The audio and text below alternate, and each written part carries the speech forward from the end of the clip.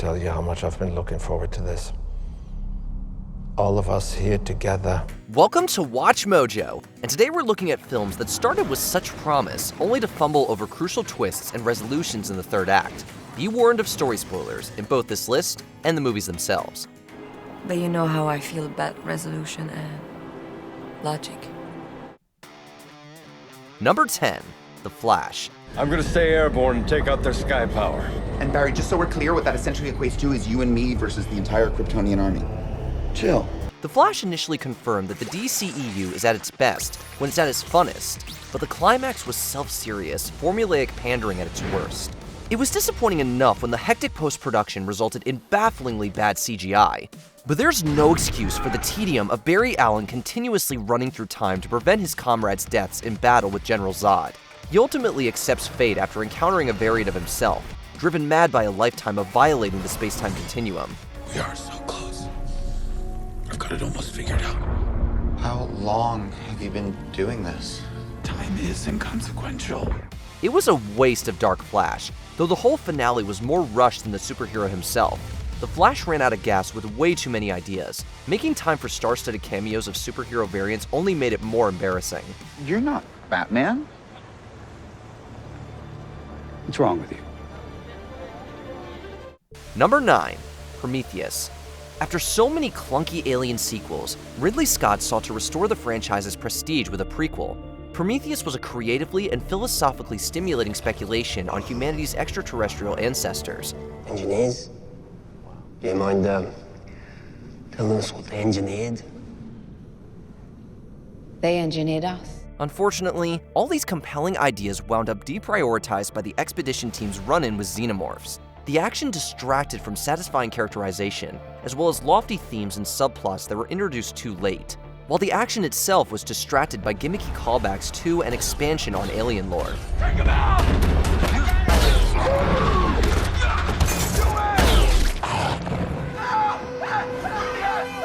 You ready, Chance? Yes. For a reboot this promisingly epic, there were too many plot holes for a real sense of consequence. Prometheus certainly left viewers with more questions than answers. They just weren't questions to excite them for the altogether disappointing Alien Covenant. Don't shoot. Don't shoot. Communication, Captain. Number 8, The Wolverine. After X-Men Origins, the Wolverine marked a return to form for the moodiest mutant in movies. That is until it betrayed the refreshing intrigue of Logan grappling with trauma while fighting the Yakuza in Japan. Don't hit my friends. The emotional arc gets lost in shoehorned action scenes and motifs from the comics. That includes the Silver Samurai, whose forced villain turn with Ichiro Yashida and non-canonical robot armor made the last battle more over the top. You know I'm giving you the very death you longed for.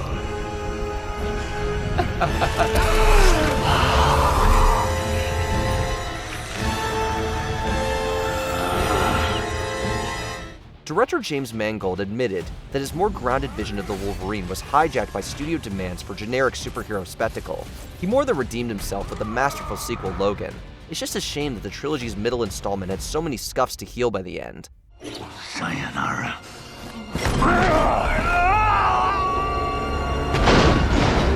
Number 7, Downsizing.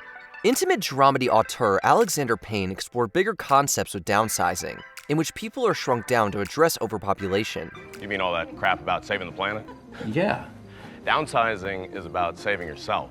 This sci-fi setup gives way to a quaint slice of life that lives up the filmmaker's distinct quirks and heart. But after it's revealed that methane emissions will wipe out humanity, the story suddenly pivots to an overblown political satire about dealing with an eco-apocalypse. The world has already seen 5 major extinctions, and now there will be another.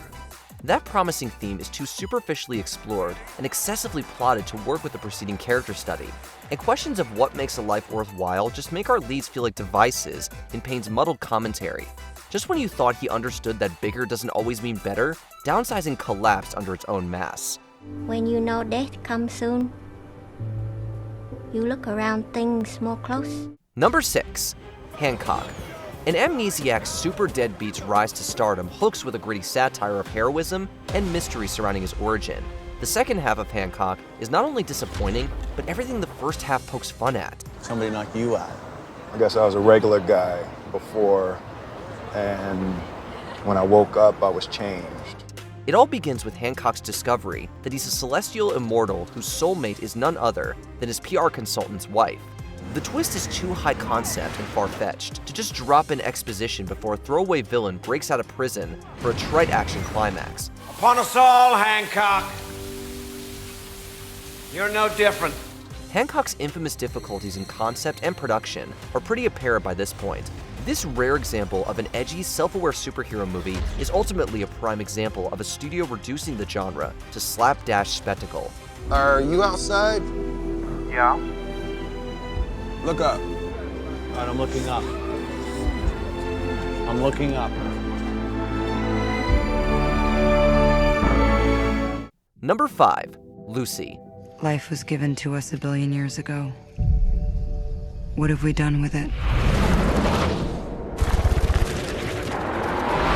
For the record, it's a scientifically unsupported myth that humans only use 10% of their brains. Luc Besson's Lucy still plays with thrilling hypotheses after a drug gives an ordinary woman full access to her mind.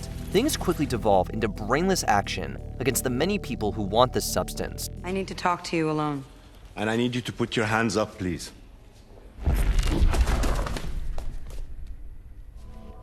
That's still easier to wrap your head around than a superpowered Lucy transcending space-time in an ambiguous finale.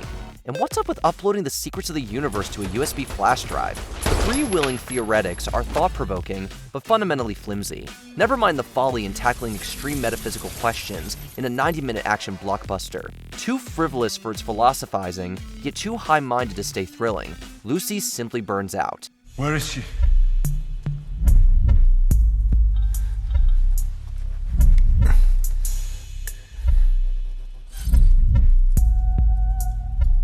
Number 4. Law-abiding citizen. Now they get to watch you suffer. It'll be the last thing you ever see.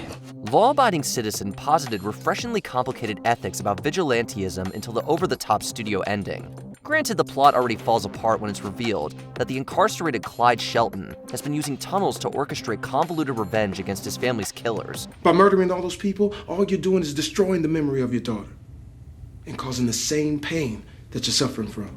When prosecutor Nick Rice realizes that public officials are also held responsible, he moves a bomb planted at City Hall into Clyde's cell. The vigilante meets a poetic end to his self-righteous homicide. Nix, however, is rewarded with a happy ending. The original draft saw him kill Clyde less sensationally, then fall victim to the broken legal system himself.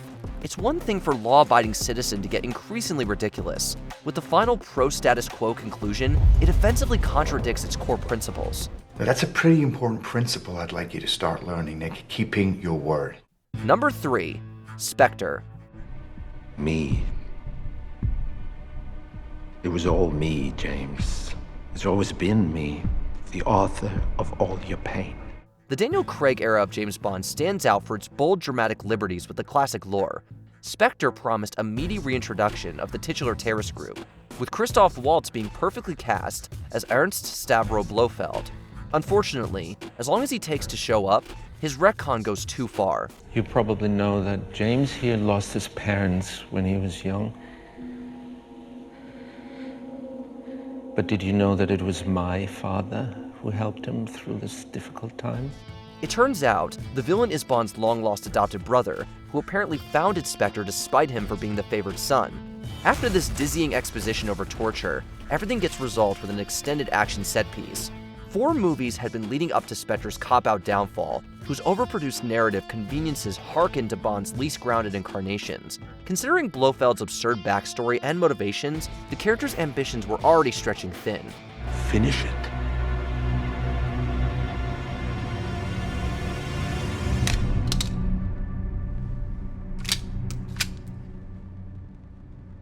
Number 2. Now You See Me. With magic in the mix, Now You See Me has more twists than the average heist movie. It's a refreshing game of wits between the illusionist thieves The Four Horsemen and FBI agent Dylan Rhodes. And The instant that you even show the slightest crack in that smug facade, I'll be there. I will be all over you like white on rice. However, the heists get too fantastical to engage the audience minds. The Horsemen eventually get away and learn the identity of their plot's hidden mastermind. It's Rhodes, motivated to pin the thefts on the man responsible for his magician father's disgrace and death. What do I want? I want you to spend the rest of your life in this cell, staring at four walls and wondering how you missed it. Rhodes' dedication to the law seems so firm up to this point that the big reveal lacks dramatic logic. Sure, overall logic pulls a disappearing act by the film's third act, but that botched closer is the big reveal that spectacle mattered more than the characters. The real magic is taking 4 strong solo acts and making them all work together. And that's exactly what you did. Before we continue, be sure to subscribe to our channel and ring the bell to get notified about our latest videos. You have the option to be notified for occasional videos or all of them. If you're on your phone, make sure you go into your settings and switch on notifications. Number 1. The Village. I have an idea that I would like to talk to you about. Water-allergic aliens and signs were the first sign that M. Night Shyamalan relies too much on plot twists. The Village is an even more infamous anticlimax. It is in them that our future lies. It is in Ivy and Lucius that this way of life will continue. A remote community in what appears to be the 19th century falls into pandemonium over mysterious monsters from the Forbidden Woods. When Ivy Walker defiantly follows their roars, she discovers a road. Her community is really a traditionalist cult in modern day, and the monsters are village authorities wearing costumes.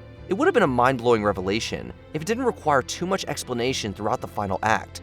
That still didn't sufficiently fill the plot holes. You start talking, you start getting into how some estate is paying all of us, and no one's allowed to go in there and disturb the animal sanctuary. People's interests get piqued. With this derailment of the Village's creeping intensity, Shyamalan became synonymous with losing the plot in the home stretch. What are your favorite films with your least favorite finales? Vent about it in the comments. I'm back, Lucius. Did you enjoy this video? Check out these other clips from WatchMojo, and be sure to subscribe and ring the bell to be notified about our latest videos.